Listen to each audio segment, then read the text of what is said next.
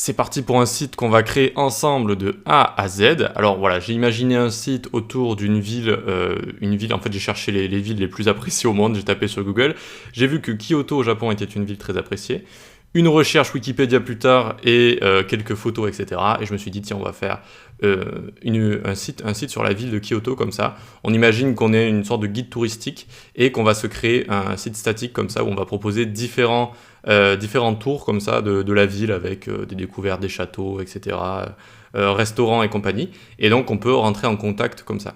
Donc ça, comment ça s'appelle ce genre de site? Ça s'appelle un site statique, c'est-à-dire qu'il ne va pas y avoir de back-end, ça va vraiment être que du front-end, ça va être que du front-end. Et ça va être un site qui, en général, montre quelque chose comme une entreprise, comme un projet, comme une ville, voilà, ça va vraiment être on va montrer du contenu, quoi. C'est un site pour montrer du contenu. Voilà, donc c'est assez sympa. On va faire ce site-là. Qu'est-ce qu'il y a d'intéressant? C'est notamment ici, cette présentation asymétrique.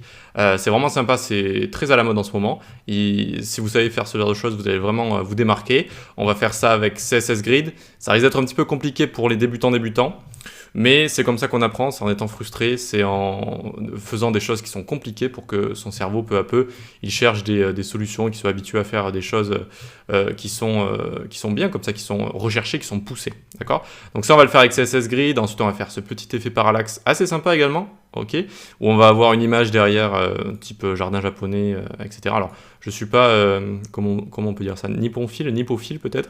Je suis pas trop amateur du Japon ou quoi que ce soit, je m'y connais pas. Hein, donc ici, par exemple, j'ai écrit partez à l'aventure, je l'ai mis sur Google Trad pour avoir les petits mots en japonais, les petites lettres ici, les petits symboles, je trouvais ça sympa. Ensuite, là, on va utiliser Flexbox pour faire ce genre de choses. Vous allez voir que c'est beaucoup plus facile que ce qu'on va faire au-dessus avec CSS Grid. Et en même temps, c'est très intéressant à faire, un système de cartes comme ça, de prix. Il y en a sur beaucoup de sites et il faut savoir le faire.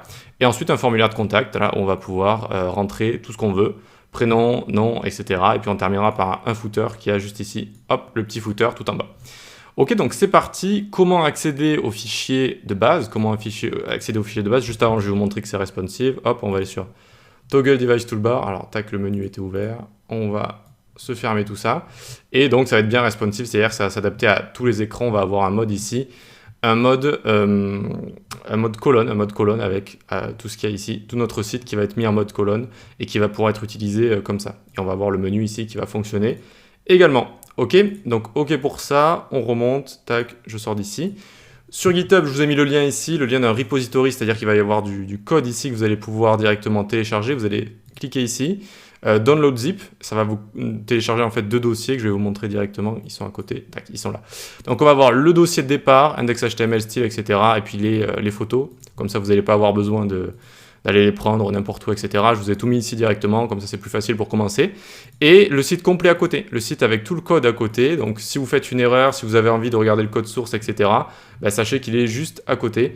Et donc voilà, il est juste à côté, vous avez juste à cliquer comme ça, à regarder le CSS, l'index HTML et le peu de JavaScript qu'il va y avoir, vu que pour l'instant on n'a pas encore fait la section JavaScript, donc ça va juste servir à ouvrir le menu qu'on a ici en haut à droite. Ok ?